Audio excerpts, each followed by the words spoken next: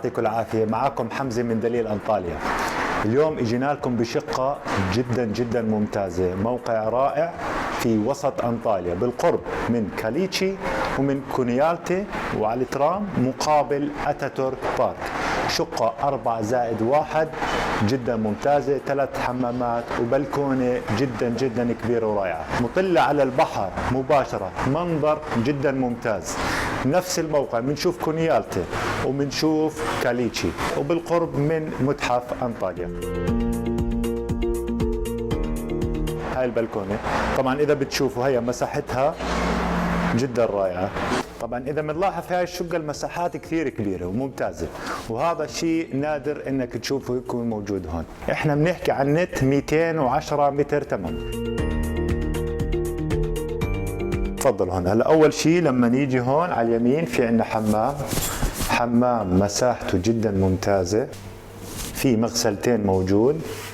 طبعا أول شيء هون برضو غرفة نوم. أول ما نفوت هون غرفة النوم جدا مساحتها مناسبة، كبير زيادة كمان. بنحكي عن تاتش، طلع كيف هون الإضاءة بتزيد على الآخر. نحكي عن هون حمام جدا واسع، جدا جدا واسع، وهون في عنا جاكوزي. بعديها هون مباشرة بالها بيجي عنا غرفة النوم الثانية، نفس المساحة الأولى هي المساحة الواسعة. نحكي هون عن غرفة النوم الماستر. طبعا غرفة النوم الماستر خيال، مساحتها ما عم تحكي عن مساحة غرفة، تقريبا مساحة غرفتين مع بعض. نيجي هون لغرفة النوم الرابعة، كل الغرف تقريبا مساحتها كبيرة، ما في أي غرفة مساحتها صغيرة. هاي أصغر مساحة للغرف. وهنا أفرجيكم الحمام الثالث مع الدش، كثير ممتاز.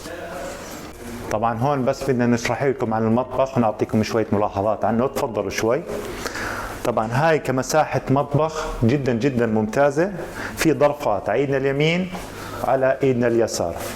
هاي الأرضية كلها عبارة عن رخام، الحمامات فقط سيراميك، أما الأرضية كلها رخام. يعني شقة ما بتتعوض.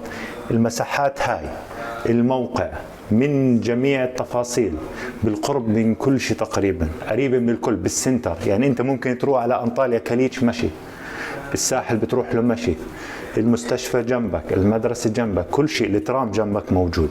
فمن جميع النواحي هاي الشقة كثير ممتازة للي بيحبوا الشقق الكبيرة، للعائلات الكبيرة اللي بدهم 4+1 في أنطاليا تركيا.